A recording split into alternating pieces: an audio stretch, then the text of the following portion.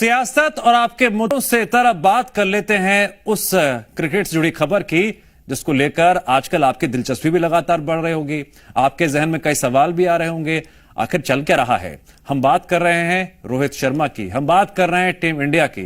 कल रोहित शर्मा और team India के चीफ सेलेक्टर ने बाकायदा प्रेस कॉन्फ्रेंस की। प्रेस कॉन्फ्रेंस में वर्ल्ड कप की टीम से जुड़े तमाम सवाल पूछे गए, लेकिन एक सवाल ऐसा था जिस पर रोहित शर्मा का दर्द सामने आ गया।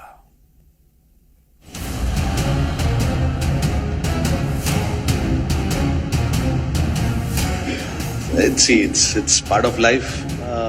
Not everything will go your way.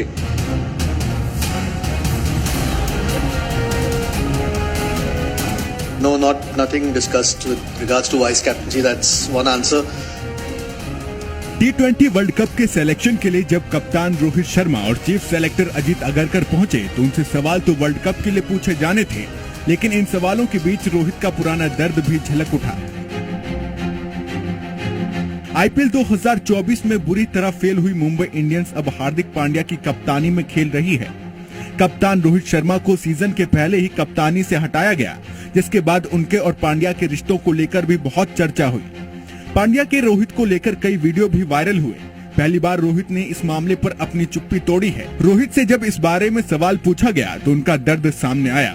उन्होंने कहा कि जरूरी नहीं जिंदगी में सब वैसा ही हो जैसा आप चाहते हैं। It's part of life. Not everything will go your way. So it's been a great experience.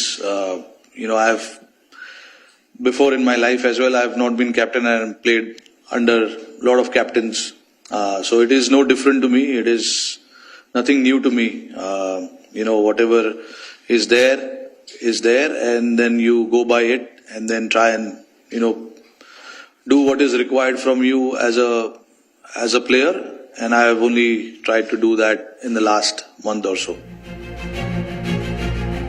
Rohit Sharma फिलहाल मुंबई इंडियंस में हार्दिक पांड्या की कप्तानी में खेल रहे हैं। रोहित शर्मा को कप्तानी से हटाए जाने के बाद मुंबई इंडियंस के फैसले से कई लोग हैरान थे और फैंस ने इसका गुस्सा हार्दिक पांड्या पर निकाला था जब उनके खिलाफ हूटिंग की गई थी। लेकिन रोहित के मुताबिक उनके लिए ये अनुभव अभी तक बेहतरीन रहा है। वहीं दूसरी तरफ सवाल हार्दिक पांड्या के फॉर्म को लेकर भी बना हुआ है। पांड्या इस आईपीएल में कप्तानी के अलावा बैट और बल्ले से भी पूरी तरह फेल हुए हैं, लेकिन फिर भी पांड्या को T20 वर्ल्ड कप का उप कप्तान बनाया गया है। सवाल उनको लेकर भी हुआ। No, nothing discussed with regards to vice captaincy. That's one answer. Form, I mean, you want all guys to be in good form. I think he's come after a longish layoff.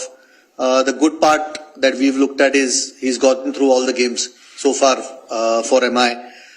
And we've got another month and a little bit till we play our first game. So we know he's doing that, and the hope is that he keeps building on that form. So as long as he stays fit, we know what he brings, how much balance he gives the team. Mumbai में रोहित और chief selector के press conference में एक और बेहद चर्चित मुद्दे पर सवाल किया गया और ये मुद्दा था विराट कोहली की स्ट्राइक रेट का।